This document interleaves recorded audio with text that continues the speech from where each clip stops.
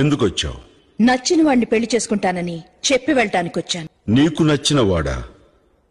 మా ఊళ్ళో, అది మా ఇంట్లో? ఎవరు?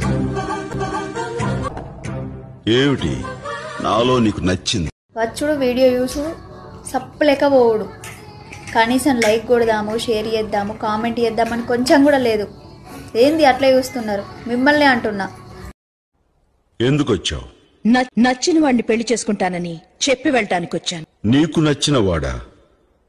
మా ఊళ్ళో, అది మా ఇంట్లో? ఎవరు?